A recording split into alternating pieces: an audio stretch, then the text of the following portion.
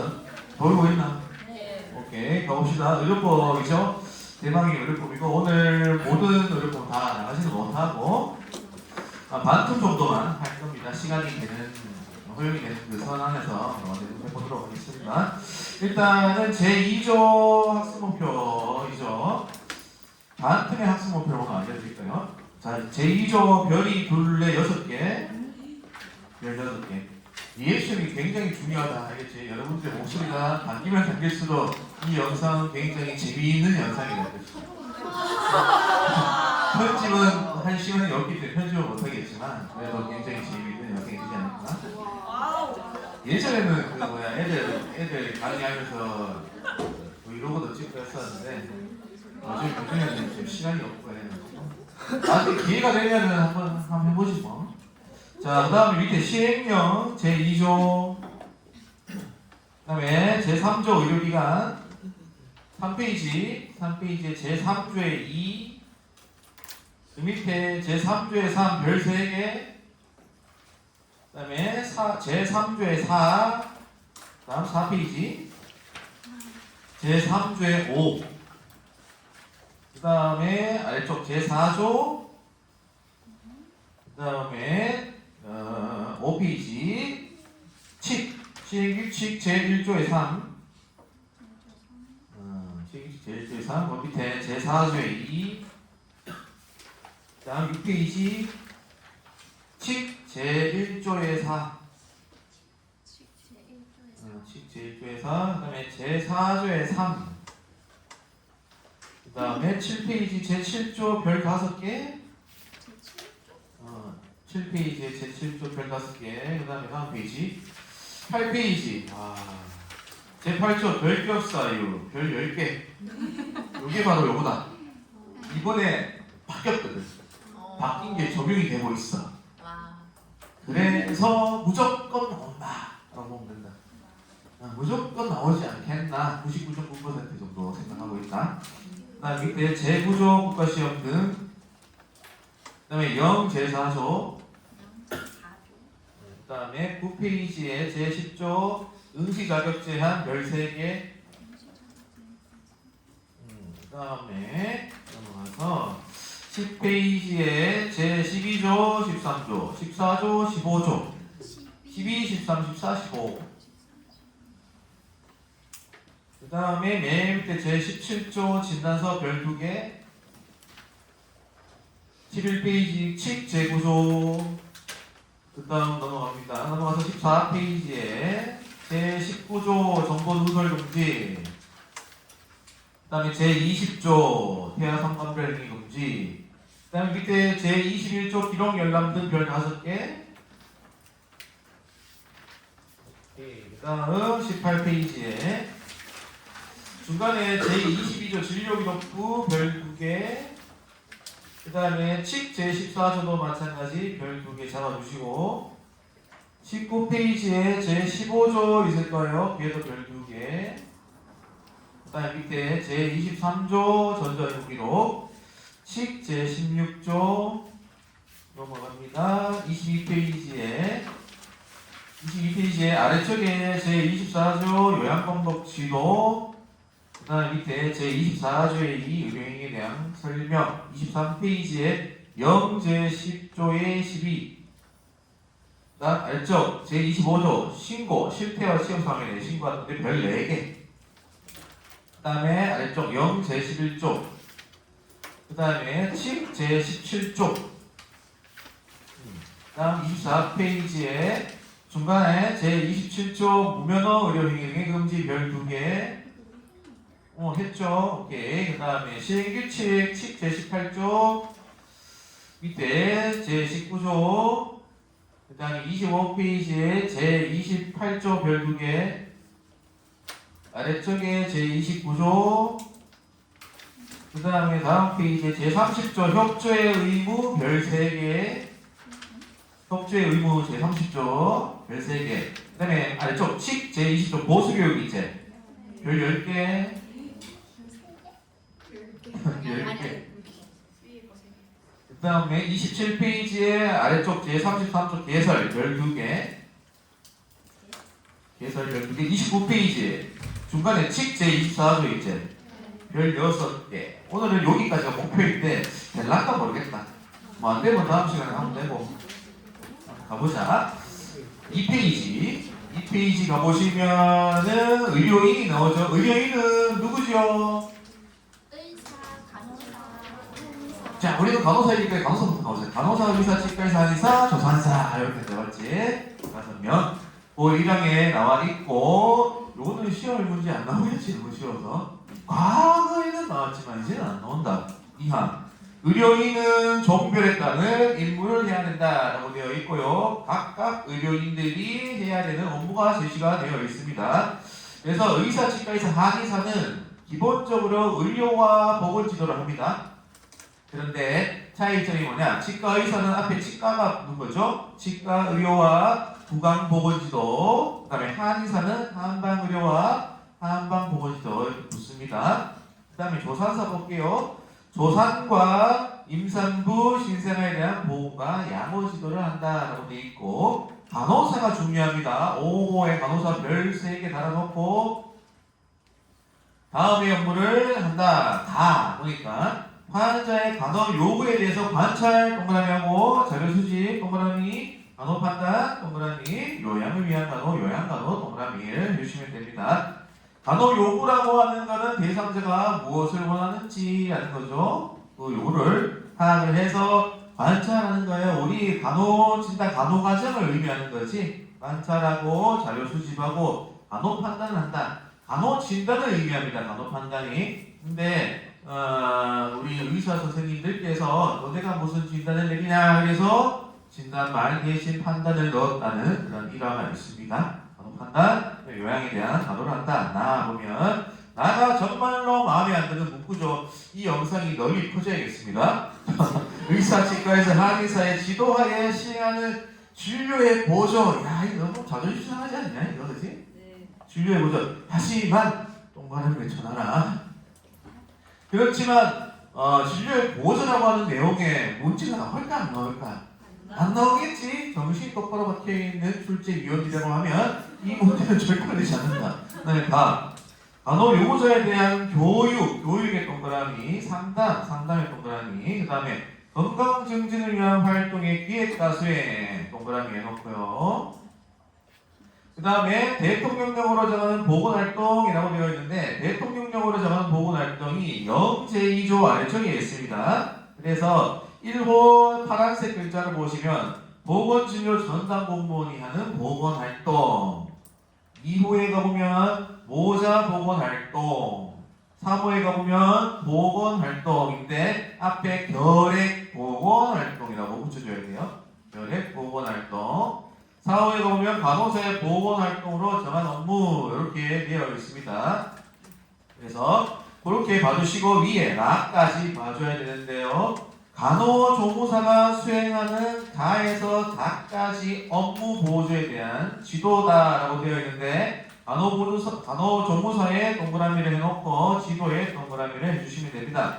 그래서 가에서 다까지는 관찰, 자료 수집, 간호 판단, 요양을 위한 간호, 진료의 보조, 교육, 상담, 건강 증진을 위한 활동 기획 수행, 보건진료 전담 공무원이 하는 보건활동, 결핵 보건활동, 모자 보건활동 이러한 것들 우리가 하는 것에 대해서 보조하는 사람들이 간호조무사다. 그렇지? 우리가 하는 역할에 대해서 보조하는 사람이 간호조무사인데 간호조무사가 우리를 보조할 때 시원찮다 그러면 우리가 지도할 수 있는 거야. 오케이? 그래서 우리는 간호조무사를 지도하는 사람이다라는 걸 꼭 알고 있어야 되고 병원에 가서 연차가 많은 간호조무사가 우리한테 교육을 시키려고 한다 그러면 그거는 다 불법이다. 알겠지? 꼭 알고 있어야 된다. 그 다음에 제3조 의료기관을 볼게요. 의료기관이라고 하는 건 의료인이 공중 또는 특정 다수인을 위해서 의료나 조산업을 하는 곳이다 라고 되어 있는데요. 이것보다는요 이제 의료기관, 의원급 의료기관, 병원급 의료기관 구분을 할 수 있는 게 조금 더 우리가 알 필요가 있다. 그래서 의원급 의료기관은 의사, 치과의사, 한의사가 주로 외래 환자를 대상으로 해서 의료행위를 하는 의료기관이다라고 했습니다. 의원급의 의의 이응이제 그거하고 외래 환자의 외의 이응이제 이렇게 매칭해서 암기해라. 그래서 의원급에 해당되는 게 뭐냐? 의원이 있고 치과 의원이 있고 한의원이 있다라고 되어 있습니다. 요양의원이라고 들어봤니? 그런 거는 없다, 그렇지? 혹시나 요양의원이라고 나온 게 있으면 그건 다 틀린 거야. 적어놓고 요양의원은 없다, X. 그 다음에 2호 조선어는 조산사가 조산과 임산부신 세 가지 대상으로 해서 보건 활동하고 교육 상담하는 의료기관이다. 다음 병원급 가볼게요. 병원급 의료기관은 의사, 치과의사, 한의사가 주로 입원 환자를 대상으로 의료행위를 하는 것이다 라고 나와 있는데, 병원급의 병의 비읍이지. 비읍이랑 입원의 입의 비읍이지. 비읍. 이렇게 해서 암기하면 쉽겠지? 그렇게 암기를 해주고, 병원에 해당되는 거는 병원 있고, 치과병원 있고, 한방병원 있고, 요양병원 있고, 정신병원 있고, 종합병원이 있다라고 되어 있습니다. 라인에서 요양병원 가로안에 보니까 중간쯤에 의료재활시설이라고 되어 있는데요. 얘도 포함이 되는데 그 앞에다가 단서가 붙어야 됩니다. 단서는 뭐냐? 30개 이상의 병상을 갖춘 장애인 의료재활시설이어야 됩니다. 30개 이상의 병상을 갖춘 장애인 30개 이상의 병상을 갖춘 장애인 30개 이상의 병상을 갖춘 그러니까 요양병원 그 관로에서 중간중간 보면 의료재활시설이 있는데 의료재활시설 그 앞에다가 이렇게 빗금 쳐놓고 30개 이상의 병상을 갖춘 장애인 의료재활시설이라고 이렇게 나오는 것이 정확하다라는 거예요. 30개 이상의 병상을 갖춘 장애인 의료재활시설 이렇게 봐줘야 된다는 거예요. 자, 그 다음에 제3조의 이 병원 등입니다. 병원이 되려고 하면은 몇 개의 병상을 갖추어야 되느냐라는 건데요. 몇 개였죠? 30개였습니다. 그래서 병원, 치과병원, 한방병원, 요양병원은 30개 이상의 병상을 갖추어야 된다. 또는 요양병상을 갖추어야 된다라고 되어 있고요. 장기 입원이 필요한 대상자를 대상으로 해서 의료행위를 하는 병상은 요양병원에서 이렇게 설치를 해줘야 된다라고 나와 있습니다. 근데 지금 병원, 치과병원, 한방병원, 요양병원은 30개 이상의 병상을 갖추어야 된다라고 하고 있지만 치과병원은 예외입니다. 치과병원은 꼭 30개 이상의 병상을 갖추지 않더라도 치과병원이라고 하는 명칭을 쓸 수 있습니다.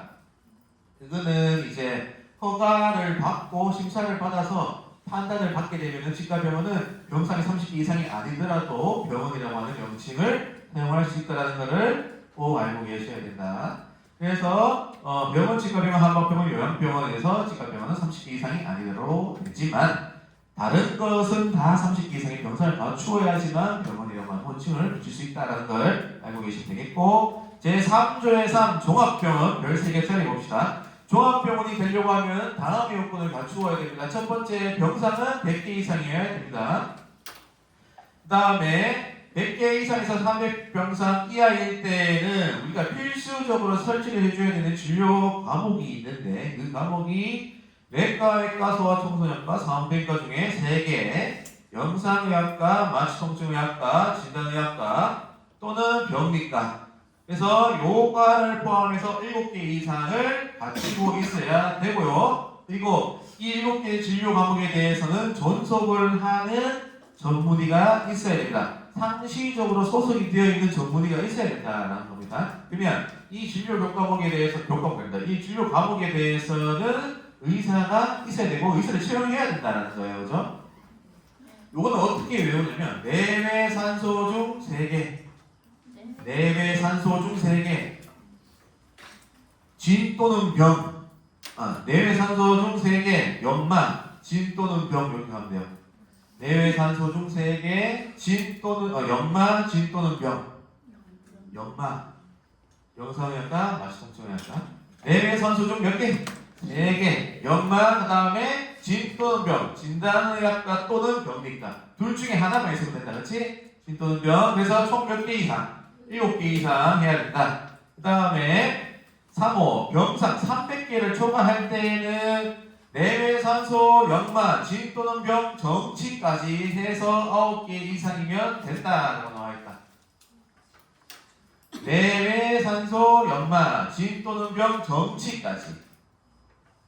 외우기 쉽지? 내외 산소 중 3개 역마 진 또는 병 7개 이상은 100개에서 300개. 300개를 초과할 때는 내외 산소 역마 진 또는 병 정치까지. 그래서 9개 이상 설치가 되어야 되고 반드시. 그리고 9개 설치된 진료 과목에 대해서는 누가 있어야 된다? 전속하는 전문의가 있어야 된다. 그 다음에 2항 가볼게요. 종합병원은 옆으로 쭉 가보시면 필수 진료 과목 외에 필요하다면 추가로 진료 과목을 설치할 수 있습니까? 없습니까? 있다. 그리고 이때에는 해당 의료기관에 전속하지 않는 전문의를 둘 수 있다라고 되어 있습니다. 아까처럼 100개에서 300개 사이에 그리고 300개 이상일 때에는 무조건 필수 진료 과목에 대해서는 무조건 전속하는 전문의가 있어야 되는데 필수 과목 이외에 다른 진료 과목을 설치를 할 때에는 추가적으로 설치를 할 때에는 전속하는 전문의가 반드시 있을 필요가 없다라는 거예요. 그죠? 그거를 잘 봐주시면 됩니다. 추가 설치를 할 때는 전속 전문의가 없어도 된다라는 거 알고 있으면 될 것 같고요. 그 다음에 제3조에서 상급 종합병원 지정하고요. 다음 페이지에 제3조에 5 전문병원 지정이 2가지가 있는데 이 2가지는 믹스가 되어서 문제가 출제가 될 겁니다. 2가지를 비교해가면서 하면 돼요. 자, 일단 상급 종합병원은 종합병원 중에서 우리가 선정하는 것인데요. 보건복지부 장관이 선정을 합니다. 그런데 얘가 되려고 하면은 질환을 다뤄야 되는데 그 질환이 바로 중증질환입니다. 중증질환에 동그라미를 해놓고 그 앞에 종합병원 중에서 중증질환, 종합병원 중에서의 가로 열고 가로 닫고 해주시면 되겠고 그 앞에 누가 이렇게 한다라고 되어 있어요? 보건복지부 장관이죠. 보건복지부 장관에 동그라미를 해놓으면 됩니다. 그래서 보건복지부 장관은 종합병원 중에서 중증질환의 난이도가 높은 의료행위를 전문적으로 하는 종합병원을 상급 종합병원으로 지정할 수 있다고 되어 있습니다. 상급 종합병원은 여러분들 그러면 중증질환입니다. 머릿속에 박아야 됩니다. 중증질환 그러면 상급 종합병원이구나. 그리고 상급 종합병원은 종합병원 중에서 선정하는 거구나 라고 알고 있어야 된다. 자, 다음에 요건을 갖춰야 되는데 1호 20개 이상의 진료 과목을 갖춰야 됩니다. 20개 이상 동그라미를 하고 그리고 그 진료 과목마다 전속하는 전문의를 더라라고 되어 있고요. 그 다음에 2호에 가보면 전문의가 되려고 하는 자를 수련시키는 기관이어야 된다. 수련병원이어야 됩니다. 수련병원. 즉 다시 말하면 레지던트가 있어야 된다는 거예요. 전공의가 있는 병원이어야 돼요. 전공의가 있는 병원. 그 다음에 3호 보건복지부령으로 정하는 인력시설 장비를 갖춰야 된다. 보건복지부령 동그라미를 하나 해놓고요. 그 다음에 4호가 굉장히 중요합니다. 4호 질병군별 환자 구성 비율입니다. 요거를 꼭 별표를 해놓고 해야 돼요. 그러면 중증질환 그러면 상급 종합병원이다. 그리고 질병군별에 따라서 환자를 구성하는 거 그것도 마찬가지 상급 종합병원이다. 요 2가지 단어가 나오면 상급 종합병원이구나 이렇게 생각해 주시면 됩니다. 그 다음에 이 상급 종합병원을 지정을 했는데 계속적으로 쭉 가면 안 되겠지. 얘들이 나태해질 수도 있기 때문에 그래서 3년마다 평가를 시행하게 됩니다. 그래서 보건복지부 장관은 제1항 각호 사항에 그리고 전문성에 대해서 평가를 실시한다라고 되어 있고 3항에 가보면 상급 종합병원으로 지정받은 종합병원은 몇 년마다? 3년마다 평가를 해서 재지정하거나 지정을 취소할 수 있다라고 되어 있고 4항에 가보면 보건복지부 장관이 이 평가 업무를 다른 기관이나 단체에다가도 위탁할 수 있다라고 되어 있습니다. 그 다음에 제3조의 5 전문병원 지정 마찬가지 전문병원도 보건복지부 장관이 지정합니다. 동그라미 해놓고 아까 상급종합병원은 중증질환이었지만 지금은 특정진료 과목입니다. 특정진료 과목 동그라미 하고 그 다음에 특정질환입니다. 특정질환 동그라미 하세요. 특정진료 과목 특정질환 특정이 붙으면 전문 병원이구나 라고 생각해 주시면 된다. 그래서 이것에 대해서 난이도가 높은 의료행위를 하는 병원을 전문병원으로 지정할 수 있다라고 되어 있고요. 2항의 1호를 보면 중요한 게 나오죠. 뭐라 나오죠? 특별 질환별 그리고 특정 진료 과목별 환자의 구성 비율이라고 되어 있습니다. 별표. 이 단어가 나오면 전문 병원이구나. 그럼 상급 종합병원 아까 환자 구성 비율이 뭐였어요? 질병군별이었다 맞지? 그렇지 차이가 있다 그렇지 차이의 점을 알고 계셔야 되고 그다음에 2호 보건복지부령으로 정하는 수 이상의 진료 과목을 맞춰야 된다. 전문병원은 20개 이상 그 개수가 정해져 있는 것이 아니라 그렇지 보건복지부령으로 정하는 수 이상의 진료 과목을 맞추고 있고 그 진료 과목마다 전수받는 전문의를 뭐라고 되어 있어요. 그 다음에 얘도 마찬가지 전문병원으로 지정이 되고 난 다음에 계속적으로 놔두면 안 돼. 그렇지? 그래서 3년마다 평가를 해줘야 된다는 내용이 있고요. 3년마다 평가를 해서 재지정할 수도 있고 취소도 할 수 있다라는 내용이 이제 3항, 4항, 5항에 나오게 됩니다. 그 다음에 6항 가보면요. 보건복지부 장관은 마찬가지죠. 이 평가를 하는 업무에 대해서 위탁할 수 있다라고 되어 있습니다. 자, 그런데요. 전문병원 지정 같은 경우에 5항에 보시면 5항에 두 번째 줄거고요. 다만 제1호에 해당하는 경우에는 그 지정 또는 재지정을 취소해야 된다라고 되어 있는데 거짓, 1호가 보면 거짓이나 부정한 방법으로 지정을 받았을 경우에는 얄짤 없이 그냥 취소다 그렇지? 그거다라는 거 알고 계시면 됩니다. 그 다음에 제4조 의료인과 의료기관의 장애 의무라고 되어 있습니다. 자, 1항에 의료인과 의료기관의 장은 의료의 질을 높여야 되고 의료 관련 감염 한 줄 내려가서 끝에 을 예방하고 의료기술 발전을 시키는 등 환자에게 최선의 의료 서비스를 제공하기 위해 노력을 해줘야 된다라고 되어 있습니다. 2항을 잘 보자. 2항 의료인은 다른 의료인 또는 의료법인 등의 명의로 의료기관을 개설할 수 없고 운영할 수 없다라고 되어 있습니다. 중요해요. 이거 중요하니까 별표 하나 쳐놓고 그 다음에 의료기관의 장애 사망에 환자의 권리 등 한 줄 내려가서 환자가 쉽게 볼 수 있도록 의료기관 내에 계셔야 된다. 우리 실습 나가면 포항성모병원 같은 경우에도 응급실 앞에 환자의 권리가 제시가 되어 있다 맞지? 자, 그래서 이 내용은 5페이지에 칙 제1조의 3에 보시면 칙 제1조의 3에 제2항 보면 이 의료 환자의 권리는 어디에다가 걸어야 되냐면 접수 창고나 대기실 등 환자 또는 환자의 보호자가 쉽게 볼 수 있는 장소에 계셔야 된다라고 표현이 되어 있습니다. 5페이지 시행규칙 제1조의 3 동그라미 2번에 가보면 중간쯤에 있죠? 그렇게 예시를 해주면 된다. 자, 5페이지 제일 위로 올라갈게요. 5항. 5항의 내용은 의료행위를 하는 사람이 누구인지 확인을 하기 위해서 환자나 보호자들이 우리 의료인 그리고 의료행위를 하는 사람들한테 명찰을 달리해야 되는 거예요. 거기에 대한 내용이 나오는데 의료기관의 장이 명찰을 달리합니다. 의료기관의 장 동그라미를 해놓고요.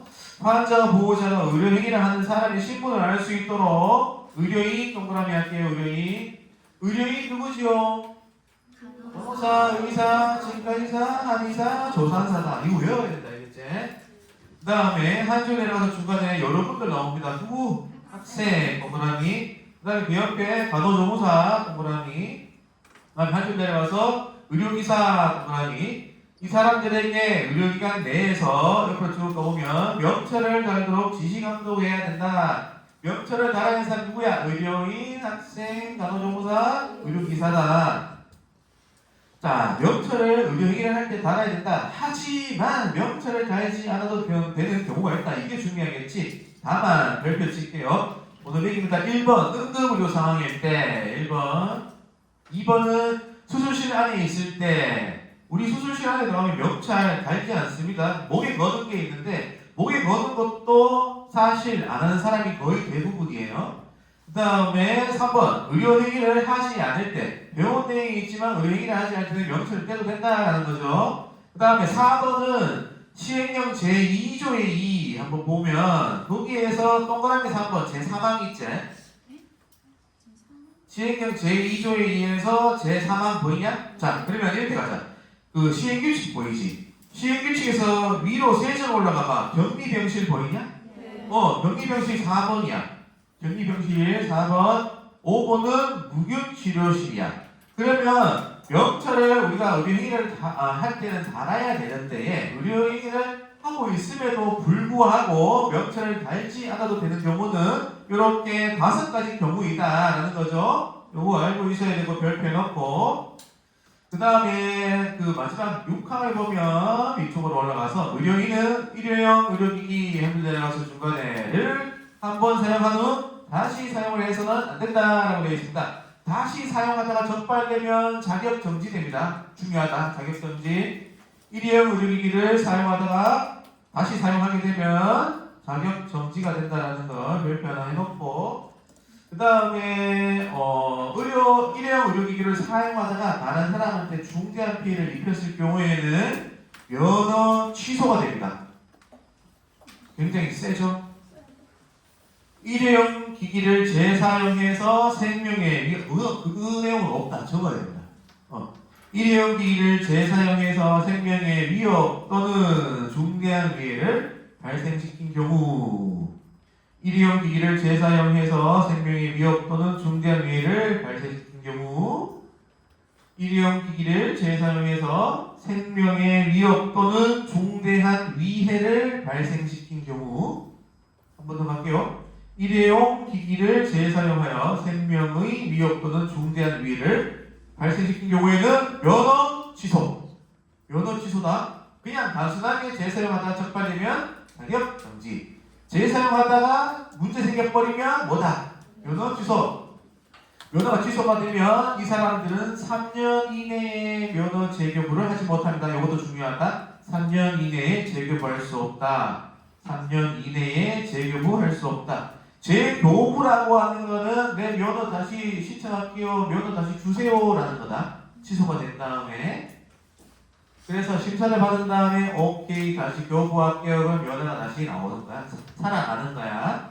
그래서 일용기기를 재사용해서 중대한 위해를 끼쳤다 다른 사람한테 그럴 때에는 면허 취소가 되고 3년 이내에 재교부할 수 없다라는 거야. 그러면 3년 지난 다음에 할 수 있는 거죠.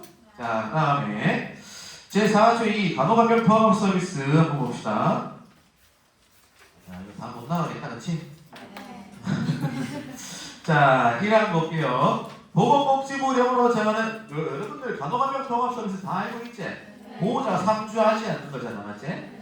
그래, 보면 보건복지부령으로 정하는 입원 환자를 대상으로 보호자들이 상주하지 않고 간호사 동그라미, 간호조무사 동그라미, 간병지원인력 동그라미를 해주시면 됩니다. 요 세 사람들을 간호간병 통합 서비스 제공 인력이라고 하는데 이러한 사람들을 통해서 포괄적으로 보호자가 없이 우리가 의료를 제공하는 입원 서비스를 말한다라고 되어 있습니다. 지금 첫 번째 줄에 보건복지부령으로 정하는 입원 환자를 대상으로 한다라고 되어 있잖아요. 요거는 칙 제1조의 4에 해당되는 겁니다. 칙 제1조의 4. 그래서 다음 페이지 6페이지 가서 칙 제1조의 4를 보시면 제1항 1호를 볼게요. 환자의 진료 성격이나 질병 특성상 보호자 등의 간병을 제한할 필요가 있는 입원 환자는 간호간병 통합 서비스 받을 수 있다. 그 다음에 두 번째, 환자의 생활 여건이나 경제 상황 등 간병이 현재 보호자 등의 간병이 현재 곤란하다고 인정되는 입원 환자 이러한 사람들도 간호간병 통합 서비스 이용할 수 있다. 세 번째, 의사, 치과의사, 한의사가 간호간병 통합 서비스가 필요하다고 인정할 때에도 간호간병 통합 서비스를 이용할 수 있다라고 되어 있습니다.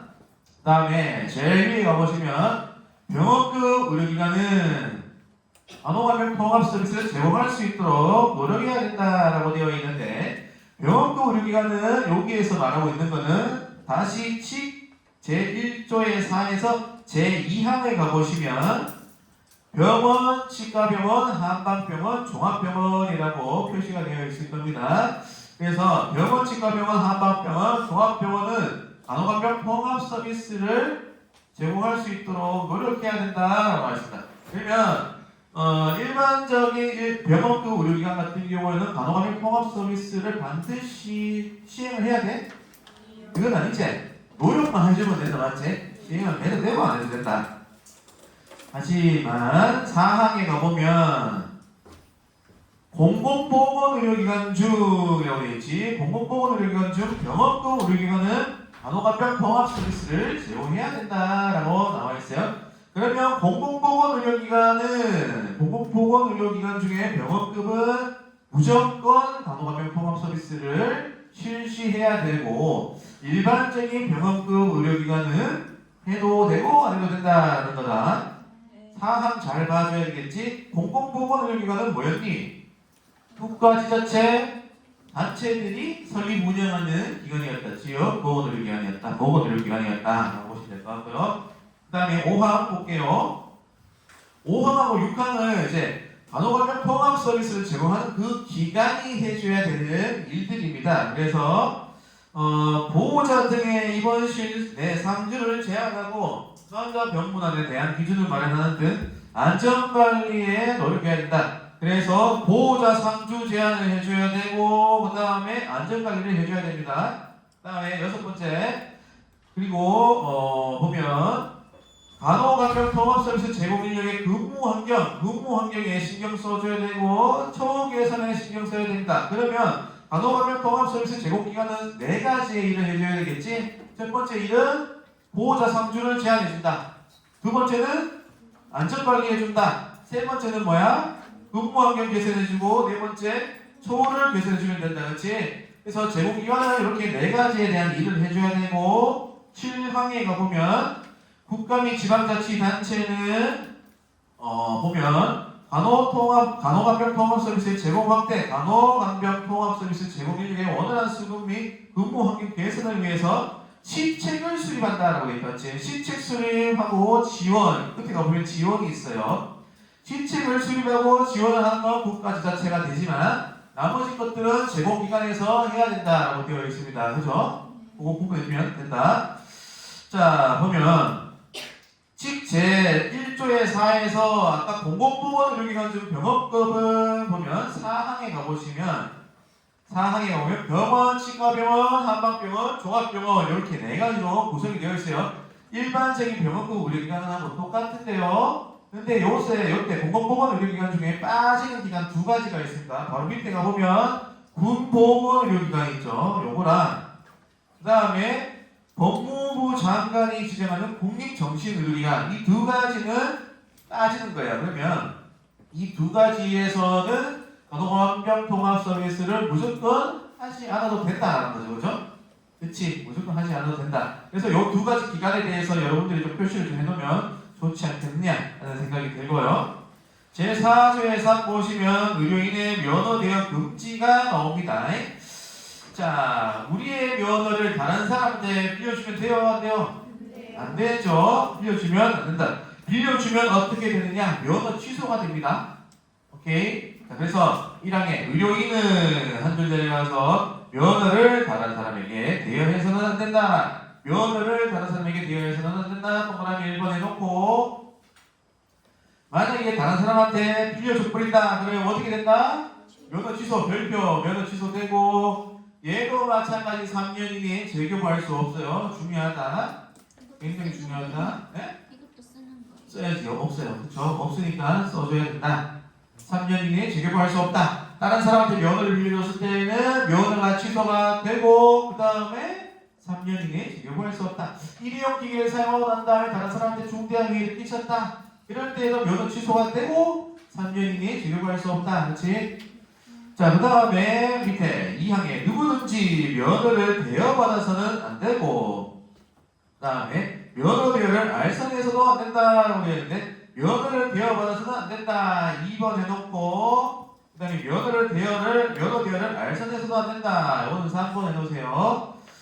그래서 아까 1번은 면허 취소가 되고 3년 이내에 재교부할 수 없다라고 되어 있는데 1번, 2번, 3번 이 모두를 어겼을 때는 5년 이하의 징역 또는 5년 이하의 징역 또는 5천만 원 이하의 벌금이 나온다. 5년 이하의 징역 또는 5천만 원 이하의 벌금이 나온다. 그래서 뭐 5년 이하의 징역은 5천만 원 이하의 벌금은 뭐 참고적으로 알고 계셔도 좋을 것 같고, 중요한 거는 바로 면허 취소. 면허 취소가 된다라는 거죠. 3년 이내 징역할 수 없다. 그 다음에 제7조 한번 가봅시다. 이야, 오늘 제7조 재팔 수 있겠나? 간호사 면허 봅시다. 간호사가 되려고 하는 자는 옆으로 쭉 가보세요. 간호사 국가고시가 합격한 후 누구한테 면허를 받아요? 그렇죠. 저희 집은 없다. 저희 부모님 댁에 가보면 의사 면허, 전문의 자격증, 그리고 간호사 면허, 제 박사 학위증 이렇게 되어 있는 액자로 해놓으셨어요. 그걸 보면 현 면허랑 제 면허 밑에 보면 보건복지부 장관 이렇게 써져 있습니다. 그거 알고 계시면 되겠고, 맨 첫편에는 몇 번째인지 나와요. 제 몇 호 나오거든. 몇 호 나온다. 면허 번호가 바로 몇 번째 네가 몇을 받았는지 그거거든. 그래서 보건복지부 장관이 면허를 받아야 된다. 그 다음에 1호 볼게요. 평가인증기구에 인정을 받은 간호학을 전공하는 대학이나 전문대학을 졸업한 자여야지만 우리가 간호사 국가고시에 응시할 수 있는 거죠. 응시할 수 있고 간호사가 될 수 있다. 평가인증기구라고 하는 것은 여러분들도 익히 알다시피 간호인증평가예요. 간호인증평가. 간호인증평가를 통과를 한 대학을 졸업한 사람들, 그 사람들이 간호사 국가고시에 응시를 할 수 있다라는 거죠. 이해되지? 네. 그리고 그 가로 안에 보면 구제 전문학교와 간호학교를 포함한다라고 되어 있는데, 구제라고 하는 거는 간호인증평가 제도가 있기 전에 학교 그것을 이야기한다는 것이 됩니다. 그러면 2호를 보면 2호를 잘 봐야 돼. 2호. 외국의 학교를 졸업하고 외국의 간호사 면허를 받은 자다. 그러면 외국에서 간호사 면허를 라이센스를 딱 따고 와서 우리 한국에 들어와서 바로 간호사로서 활동할 수 있냐?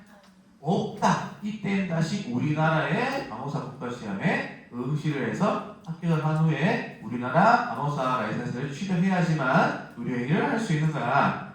그래서 요 외국에 면허가 있더라도 우리나라에서 간호사를 하려고 하면은 우리나라에서 시행하고 있는 간호사 국가고시를 합격해야 된다. 그러면 이런 경우는 어떤 경우야? 이런 경우 어떻게 생각하는지 생각을 해봐봐. 외국의 간호대학을 졸업하고 그냥 들어왔어. 라이센스 없이. 그런 사람들은 어떻게 해야 돼? 대학 다시 그렇죠. 이 사람들은 국가고시 응시 바로 할 수 없습니다. 대학교에 입학을 해야 된다.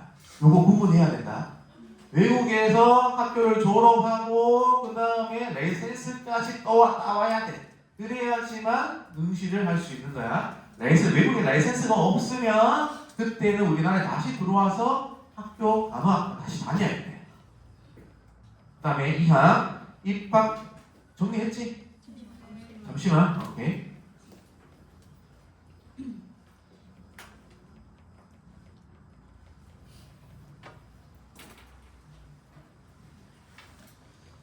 자, 되었다고 생각하겠습니다. 자, 그 다음에 2항 가보면 입학 당시에 평가인증기구의 인증을 받은 간호학 전공하는 대학 또는 전문대학에 입학한 사람으로서 그 대학 또는 전문대학을 졸업하고 해당하기를 받은 사람, 2항도 잘 봐줄 필요가 있다. 여러분들이 입학을 했을 때는 우리 미덕대학교 간호학과가 간호인증평가를 통과했었다. 근데 졸업할 때쯤 됐는데 간호인증평가를 다시 받았는데 통과를 못했어. 그러면 여러분들은 간호사 국가고시에 응시할 수 있나 없나? 있어요. 왜? 여러분들이 입학을 했을 그 당시에는 통과를 했던 상황이었기 때문에 여러분들은 괜찮아. 근데 우리가 이제 간호인증평가 통과하지 못하고 난 다음에 학생들이 예를 들어 들어오잖아. 그 학생들은 어떻게 되냐면 국가고시에 응시를 할 수 없어요. 근데 일반적으로 간호인증평가를 통과를 못하면 학생들 모집을 못하게 돼 있어요 지금. 그래서 그러한 내용이 있습니다. 그러면 여러분들 이렇게 이해를 하면 되겠지. 우리가 들어왔을 때는 평가인증을 받았는데 학교를 다니고 있었을 때에 평가 불인증을 받았다. 그럴 때 우리는 국가고시 응시할 수 있느냐라는 거죠. 응시할 수 있다라는 것을 머릿속에 넣어주면 된다. 그러면 간호사 면허 여기에서는 어떤 사람들이 간호사 국가고시에 응시할 수 있는지 보기에 대한 내용을 여러분들이 생각해 주시면서 공부를 해주시면 되겠다. 넘어가자. 별격 사유. 요거 하나 하고 마치면 될 것 같다. 별격 사유 요거 굉장히 중요하다. 별 몇 개? 10개. 단언컨 99.9% 예상합니다. 물론 0.1%의 확률이 있기 때문에 안 나올 수도 있겠죠. 자, 봅시다. 별격 사유라고 하는 거는 이 사람들에 해당이 되면은 의료인이 될 수 없는 거예요. 첫 번째 봅시다. 정신질환자는 의료인이 될 수 없습니다. 하지만 의사가 괜찮아요 그래 버리면 될 수 있어요. 그거는 이제 여러 가지를 볼 겁니다. 의료인의 간호사 업무 수행함에 있어서 문제가 없는지 그런 것들을 좀 볼 것이고 신체적으로 정신적으로 어떠한지 그런 것들을 다 고려해서 판단을 할 겁니다. 그 다음에 2번을 보면 마약 중독자 그리고 대마 중독자 정신입니다. 정신이 아니고 향정신의약품 중독자 요 세 사람들은 될 수가 없어요. 그 다음에 세 번째 피성년 후견인, 피한정 후견인 얘들도 될 수가 없습니다. 피성년 후견인은 사무 처리 능력이 지속적으로 결여되어 있는 사람이에요. 사무 처리 능력이 지속적으로 결여되어 있는 사람 피성년 후견인 사무 능력이 지속적으로 결여되어 있는 사람이다. 사무실할 때 사무인체 사무. 그 다음에 피한정 후견인은 사무 능력이 부족한 사람이야. 한정적으로 부족한 사람이지.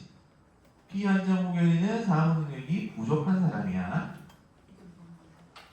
그래서 피성년 후견인, 피한정 후견인 이를 넣으면 어렵다 생각하지 말고 사무 능력과 관련되어 있고 한 사람은 계속 결여되어 있는 사람이고 한 사람은 조금 부족한 사람이고 이렇게 봐도 되겠다. 그 다음에 4호, 5호, 6호, 7호 요거 바뀌었다.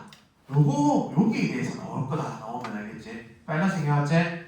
금고 이상의 실형을 선고받고 그 실형의 집행이 끝난 다음에 5년이 지나지 않으면은 의료인이 될 수 없다. 이해되냐? 그 다음에 금고 이상의 실형을 선고받고 그 실형에 대해서 집행을 받지 않기로 확정이 된 다음에 5년이 지나지 않은 경우에도 마찬가지 의료인이 될 수 없다. 지금 무슨 말 하나 잘 모르겠지? 처리 못하 이 부분이. 자, 근거 이상의 형. 근거 이상이라고 하는 건 뭐야?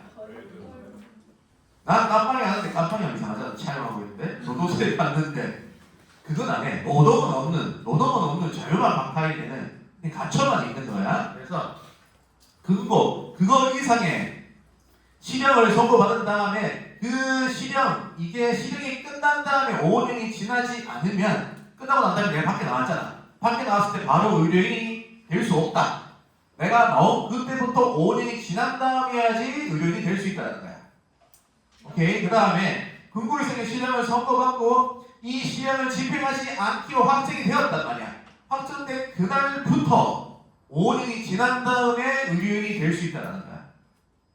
그 다음에 6번째 볼게. 금고 이상의 형에 대해서 집행유예를 선고를 받은 다음에 그 집행유예가 끝났잖아. 끝난 다음에 2년이 지나지 않았을 때는 의료인이 될 수 없어. 그러면 2년이 지난 다음에서야 의료인이 될 수 있는 거야. 그 다음에 금고 이상의 형에 대해서 집행유예를 선고받고 있고 그 집행유예 기간 동안에는 우리가 의료인이 될 수 없다는 거야. 그래서 4, 5, 6, 7에 대해서 여러분들이 뜯어가면서 이해를 해줘야 된다. 오케이? 다시 한번 가볼까? 금고 이상의 실형을 선고받았다. 그 실형이 선고받은 다음에 집행을 하잖아. 내가 실형을 딱 받았어. 받은 다음에 그 형이 끝난 다음에 5년이 지나야지만 의료인이 될 수 있는 거야. 5년이 지나지 않으면 의료인이 될 수 없는 거고. 그 다음에 5번 같은 경우에는 실형을 선고받았는데 요거는 집행하지 않겠습니다 라고 확정이 됐지. 그 다음에 5년이 지나야지만 되는 거야.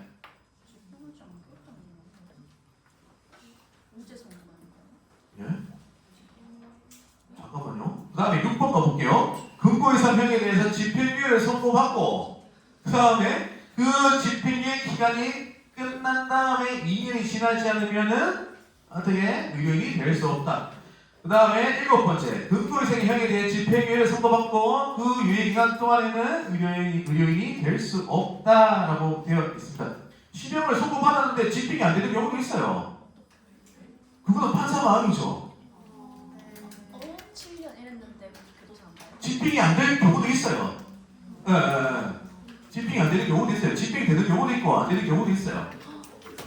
그래서 요 두 가지 경우를 우리가 이해를 해줘야 된다는 거야. 그러면 결국 실형을 받았다 그러면 5년이 지나야 돼. 지금 집행유예라고 하면 2년이 지나야 돼. 그리고 집행유예 기간이 다 그러면 안 되는 거야, 그렇지? 그래서 여기에 대해서 정리를 해줘야 되고 지금 시중에 나와 있는 문제집들은 다 틀려 있으니까, 그렇지? 그래서 요거를 보고 여러분들이 공부를 해줘야 되고 잘 봐주자. 그러면 이번 시간은 여기까지 하고 제 9조부터 하고요. 다음 시간에 이어서 하도록 하겠습니다. 질문 없어요? 없으면 마치기로 수고했습니다. 교수님 다음